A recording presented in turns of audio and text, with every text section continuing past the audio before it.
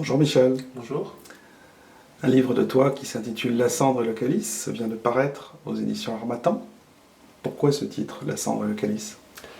C'est un titre qui réunit deux symboles qui sont ambivalents, c'est-à-dire qu'en l'occurrence, la cendre, c'est à la fois la cendre de Paris qui a brûlé pendant la Commune, et la cendre des corps des gens qui y sont morts. Et le calice, c'est à la fois le symbole religieux et aussi le symbole du sacrifice, qu'il faut boire jusqu'à la lie, et ça a vraiment été le cas pendant cette période. C'est le troisième volet d'une trilogie, chaque livre peut se lire indépendamment des autres, qui se déroule pendant la commune de Paris. Pourquoi cet attachement à cette période particulière de l'histoire? Je n'y suis pas vraiment attaché, je ne suis même pas du tout attaché, mais je trouvais que c'était une toile de fond intéressante pour évoquer les conditions dans lesquelles une série de personnages, de gens ordinaires, peuvent survivre.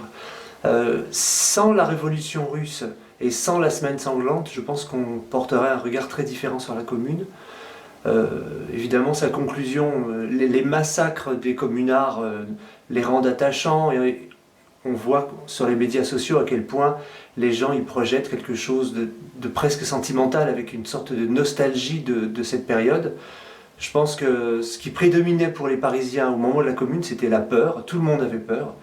Et tout le monde avait peur de tout. C'était une époque de grande paranoïa générale.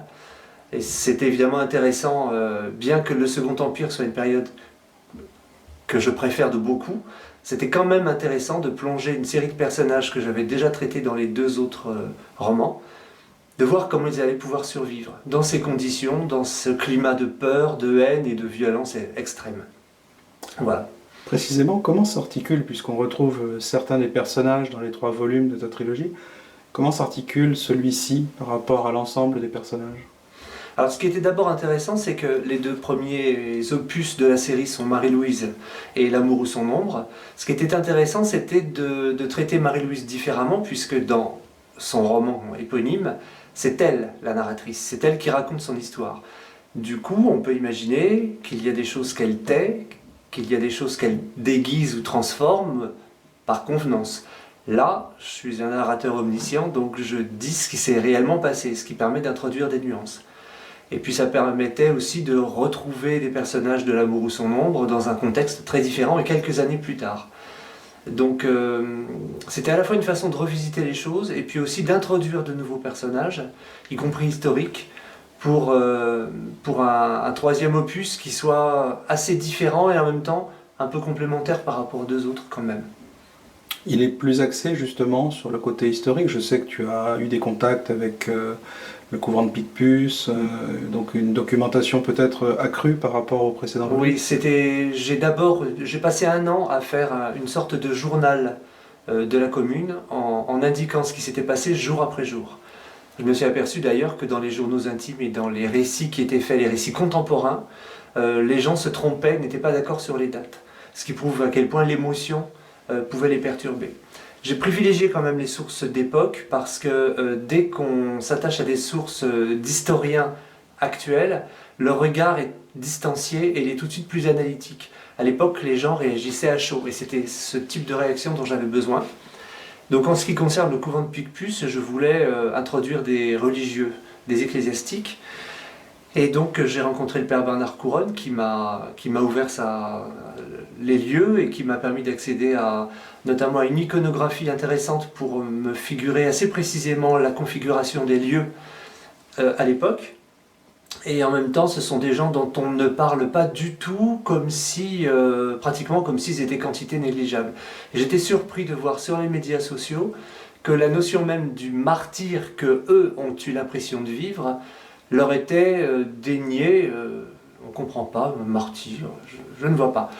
Or, il faut bien voir que tous les gens qui sont morts pendant la Commune ont tous fait l'expérience d'une forme de martyr. Très bien. Et penses-tu précisément en avoir fini avec cette période de la Commune? Avec la Commune, oui, ça c'est clair, parce que c'est une période épouvantable. Outre la peur et la paranoïa générale, je pense que la Commune s'est un peu perdue elle-même en se divisant, en perdant beaucoup de temps à manipuler des symboles. Les portes de Paris, sur la fin, n'étaient pas toutes gardées, alors qu'ils étaient en état de siège. Donc on voit quand même que le combat était perdu d'avance. Il y avait cette volonté aussi de violence.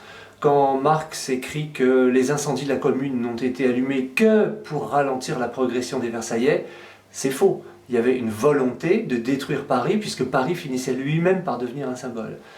Donc c'est une période épouvantable, mortifère et d'une violence effroyable, des deux côtés. Évidemment, numérairement, les Versaillais étaient plus nombreux, donc ils ont fait plus de victimes, c'est un fait.